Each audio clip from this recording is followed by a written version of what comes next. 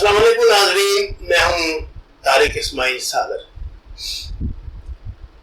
ناظرین، حالات کا گلا شکوہ شاید ہماری اب ہیبٹ بن چکا ہے۔ ہم کچھ کرنے کے بجائے، کچھ کر گزرنے کے بجائے اس بات کے منتظر رہتے ہیں کہ کسی سے کوئی غلطی ہو جو کچھ کر رہا ہے اور ہم اس کا حلیہ بگاڑ کر اسے پیش کریں۔ ہم نے اپنے ملک کے بڑے بڑے جوہر قابل اسی عادت کی وجہ سے اپنے ہاتھوں سے کھو دیے۔ اس ملک کا بہت بڑا ٹیلنٹ جو ہماری تقدیر بدل سکتا تھا، یہاں سے ہجرت کر گیا، کیونکہ ان کو پذیرائی تو دور کی بات ہے، نوکریاں ہی نہیں ملتی تھی۔ جب عمران خان صاحب کی حکومت آنی تھی، اس سے قریب 1 سال پہلے آپ نے بڑے جوش و خروش کے ساتھ جلسے، جلوس، ریلیاں ان کا اہتمام کیا، جس میں نوجوان جو ہیں زیادہ تعداد میں شریک ہوتے تھے۔ ناظرین، میرا تو اب یہ یقین ہو چلا ہے کہ اصل میں کچھ چالاک لوگوں کو خواب بیچنے کی بڑی مہارت حاصل ہے۔ محرومیوں کی ماری اور اپنی احتجاج، اپنی ضرورتوں کی محتاج پاکستان کی ینگ جنریشن، جس کو بے روزگاری، ڈپریشن اور اب اس میں آپ نشے کی قلت کو بھی شامل کر لیں، یہ روگ بھی لگ چکے ہیں۔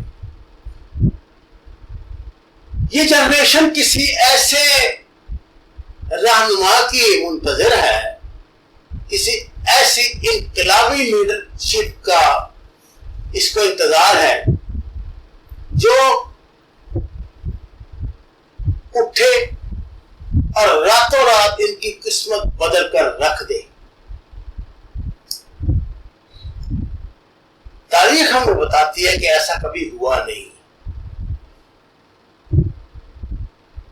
میری اپنی زندگی میں پاکستان میں ذوالفقار علی بھٹو نام کا ایک بندہ اٹھا تھا، جس نے راتوں رات پاکستانی قوم کی تقدیر بدلنے کے لیے اس زمانے میں مروج سوشلزم کو اپنی پالیسیوں کی بنیاد بنایا، صنعتوں کو قومیں آیا اور مزدوروں کو مالکانوں پر قبضہ دلا کے اپنی دانش میں مارکس، لینن یا موزتوں بننے کی کوشش کی۔ لیکن تاریخ نے دیکھا تو شخص کا انجام کیا ہوا۔ ہم نے ماضی میں کشمیر پہ کتنی لڑائیاں لڑی ہیں، بڑی 3-4 لڑائیوں کے علاوہ شاید آپ کو یاد بھی نہ ہو۔ 1965 کی جنگ کی بنیاد میں آپ کو 47 سے شروع کرتا ہوں۔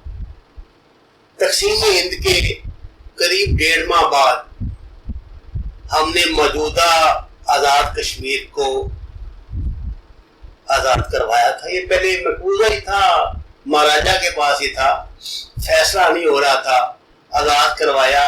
اور جو ہمارے حملہ آور تھے، یہ پٹھان ہمارے بھائی، یہ آپ کو پتا ہے کہ سری نگر کے دروازوں پہ دستک دے رہے تھے جب مہاراجا نے انڈین فوج کو اپنی مدد کے لیے بلا لیا اور ہم دریائے نیلم پہ لوٹ آئے واپس۔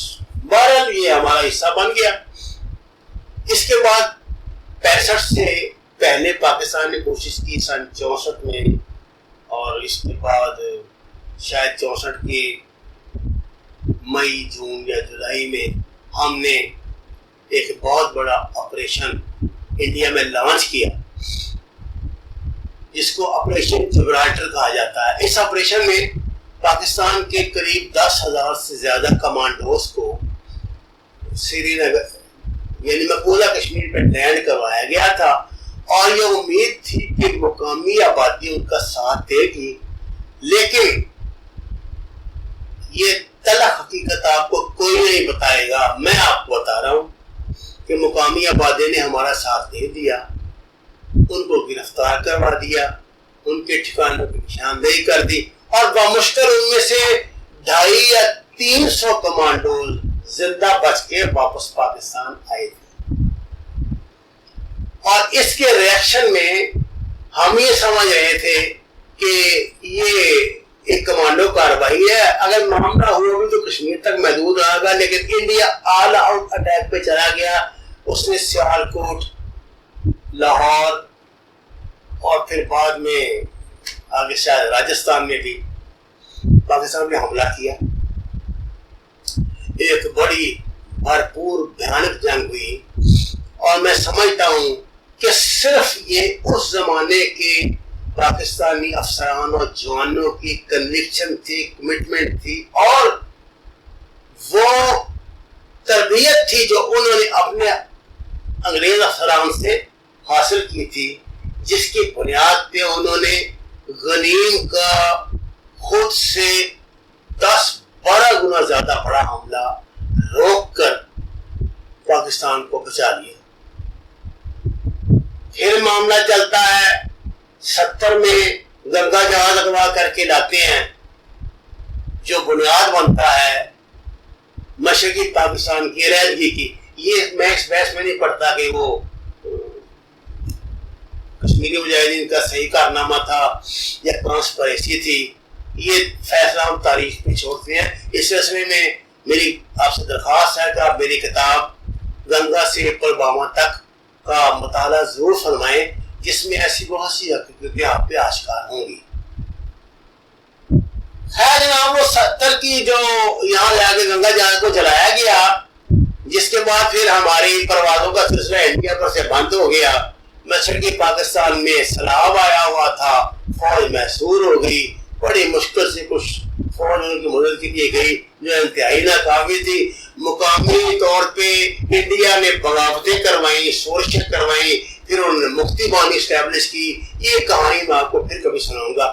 مفتی بانی کے ذریعے وہ انقلاب لے آئے، اور انہوں نے وہاں پاکستانیوں اور پاکستان کے حمایتی بنگلہ دیش کے مسلمانوں کا جو حشر کیا، خدا کی پناہ، ایسا قتل عام شاید